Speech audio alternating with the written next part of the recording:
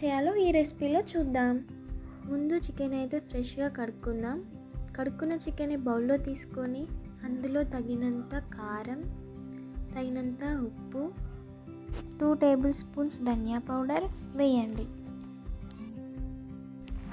అల్లం వెల్లుల్లి పేస్ట్ వేయండి. 2 టేబుల్ స్పూన్స్ పసుపు వేయండి. తర్వాత 1 టేబుల్ స్పూన్ ఆయిల్ వేసుకొని మంచిగా ఈవెన్గా కలుపుకోవాలి. మీకు టైం ఉంటే ఇలా కలిపి పెట్టుకున్న చికెన్ని 30 మినిట్స్ మ్యారినేట్ చేయండి. ఇప్పుడు స్టవ్ పైన బౌల్ పెట్టి అందులో 2 టేబుల్ స్పూన్స్ ఆయిల్ వేసి ఆయిల్ హీట్ అయ్యాక బగారా ఇంగ్రీడియంట్స్ అయితే వేయండి. నేనైతే నా దగ్గర ఉన్న ఇంగ్రీడియంట్స్ మాత్రమే వేస్తున్నాను. ఇందులో ముందుగా కట్ చేసి పెట్టుకున్న ఆనియన్స్ అండ్ మిర్చి కూడా వేయండి.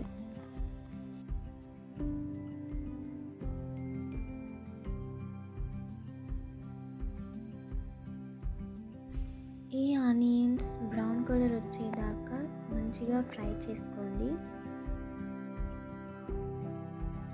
బ్రౌన్ కలర్ వచ్చాక పసుపు, అల్లం వెల్లుల్లి పేస్ట్ వేసి బాగా కలుపుకోండి.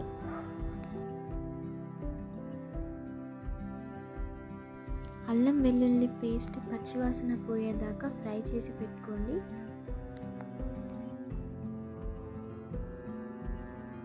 ఇలా ఫ్రై అయ్యాక మ్యారినేట్ చేసుకున్న చికెన్ అయితే అందులో వేసేయండి.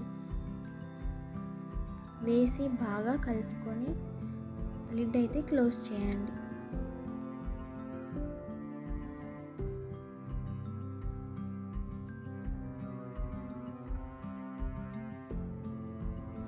ఇలా ఆయిల్ పైకి తేలే వరకు ఫ్రై చేసుకోండి.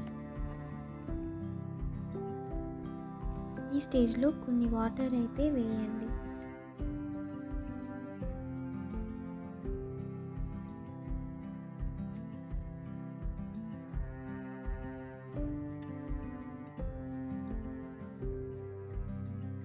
కర్రీ ఈ స్టేజ్కి వచ్చాక అందులో ధనియా పౌడర్, కొద్దిగా గరం మసాలా వేసి ఇప్పుడైతే చికెన్ మసాలా కూడా వేయండి. వేసి ఈవెన్గా కలపండి.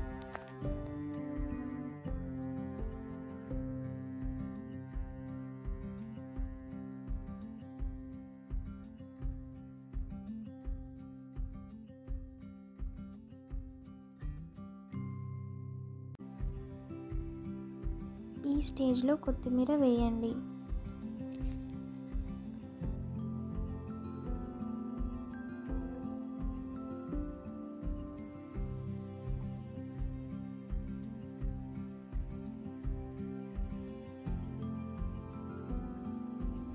ఇంతే అండి, చాలా సింపుల్గా చికెన్ కర్రీ అయితే అయిపోయింది.